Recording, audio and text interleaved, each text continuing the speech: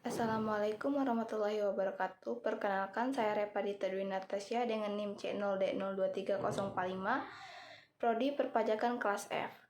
Di video kali ini saya akan mempresentasikan hasil dari makalah saya yang berjudul Pemungutan PPh Pasal 21 Final dan Pasal 26 bagi SPLN.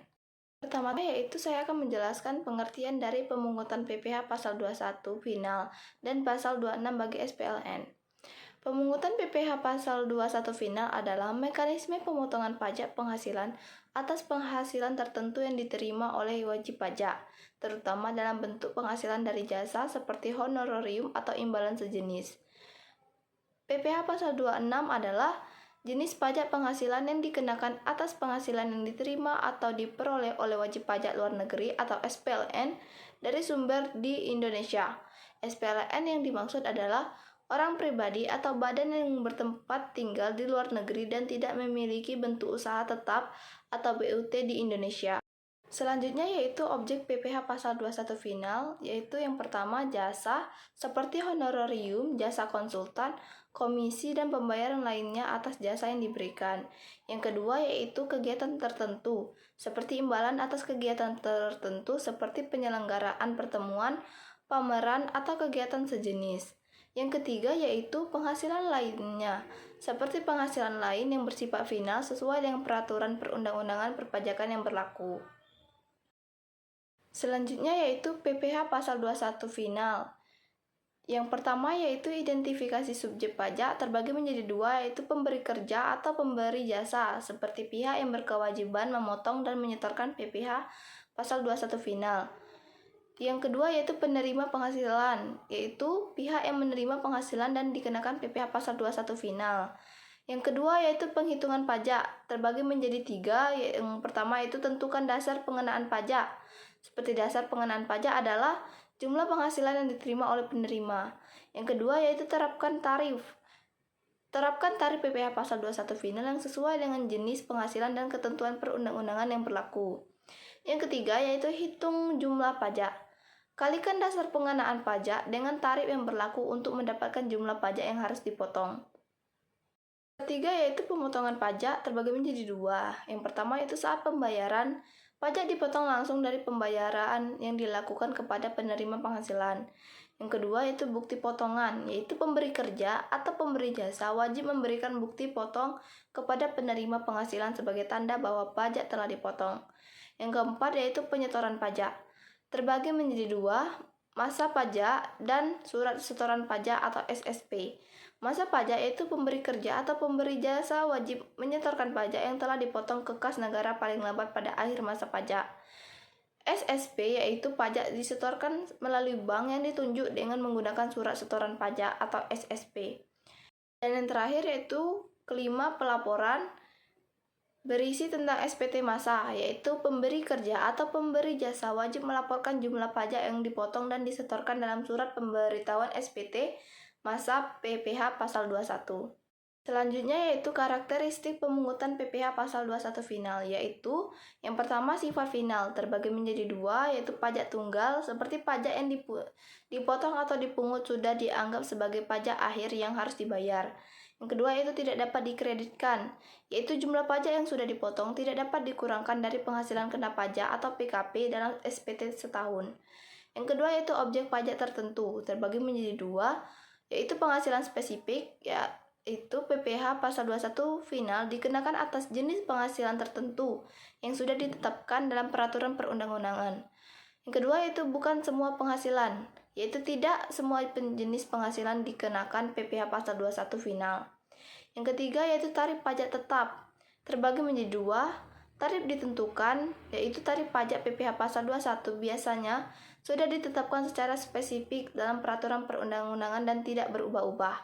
Yang kedua itu tidak berdasarkan tingkat penghasilan, di mana berbeda dengan PPh Pasal 21 biasa yang di tarifnya bersifat progresif, PPh Pasal 21 Final memiliki tarif yang tetap.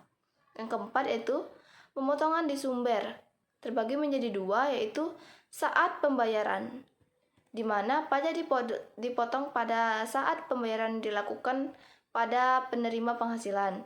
Kedua yaitu pihak yang memotong, di mana pihak yang memberikan pembayaran atau misalnya perusahaan wajib memotong pajak sebelum memberikan pembayaran. Yang terakhir yaitu pelaporan sederhana, terbagi menjadi dua, yaitu yang pertama tidak perlu menghitung ulang, di mana karena tarif pajak sudah tetap dan pajak bersifat final, maka pelaporan pajak menjadi lebih sederhana. Yang kedua yaitu laporan berkala.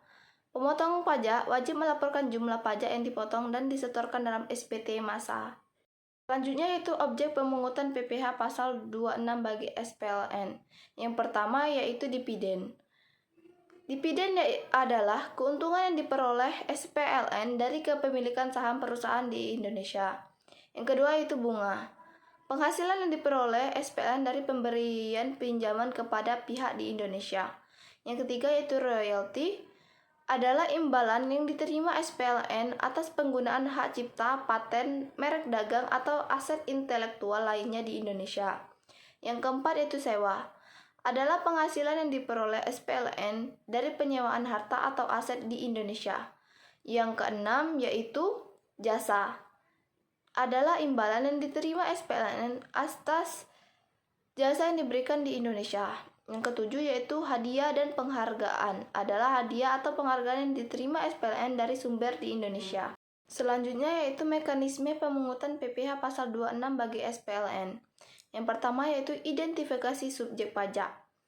Tentukan apakah pihak yang menerima pembayaran merupakan SPLN. Yang kedua yaitu penentuan tarif. Tarif dasar PPh pasal 26 adalah 20% dari dasar pengenaan pajak. Namun, tarif dapat lebih rendah jika terdapat perjanjian penghindaratan pajak berganda atau P3B antara Indonesia dan negara asal SPLN. Yang ketiga yaitu perhitungan pajak, adalah hitung jumlah pajak yang harus dipotong dengan mengalihkan tarif dengan dasar pengenaan pajak. Dasar pengenaan pajak dapat berupa penghasilan bruto, perkiraan penghasilan neto, atau penghasilan kena pajak setelah dikurangi PPh terutang. Yang keempat yaitu pemotongan pajak, yaitu pihak yang melakukan pembayaran ke SPLN atau biasanya perusahaan di Indonesia wajib memotong pajak sebesar yang telah ditentukan dan menyerahkan kepada negara. Yang kelima yaitu pelaporan, yaitu pihak yang memotong pajak wajib melaporkan pemotongan tersebut dalam SPT masa PPh pasal 26. Perbedaan PPh pasal 26 dengan PPh pasal 21. Subjek pajak di PPh pasal 26 adalah SPL, sedangkan PPh pasal 21 subjeknya yaitu wajib pajak dalam negeri. Objek pajak di PPh pasal 26 yaitu berbagai jenis penghasilan di Indonesia, sedangkan objek pajak PPh pasal 21 yaitu penghasilan dari pekerjaan, jasa, atau kegiatan. Tarif pajak PPh pasal 26 yaitu umumnya 20% dapat berbeda sesuai P3B. Sedangkan tarif PPh pasal 21 berbeda-beda tergantung PTKP dan tarif progresif. Selanjutnya yaitu contoh soal pemungutan PPh pasal 21 final. Seorang pengajar freelance, Ibu Dina, diundang untuk memberikan pelatihan di sebuah lembaga pendidikan di Jakarta. Ibu Dina tidak memiliki kontrak tetap dengan lembaga tersebut dan hanya diundang secara insidental untuk mengisi pelatihan selama 2 hari. Atas jasanya, Ibu Dina menerima honorarium sebesar 5 juta. Tarif PPh pasal 21 final untuk penghasilan dari pekerjaan bebas seperti ini adalah 5% dari penghasilan bruto. Pertanyaannya yaitu, yang pertama, berapa jumlah PPh pasal 21 final yang harus dipotong dari honorarium Ibu Dina? Yang kedua yaitu, berapa jumlah honorarium bersih yang diterima Ibu Dina setelah dipotong PPh pasal 21 final? Penyelesaiannya yaitu, pertama, menghitung PPh pasal 21 final yang dipotong. Yang pertama yaitu honorarium bruto sebesar 5 juta, tarif PPh pasal 21 final yaitu sebesar 5%.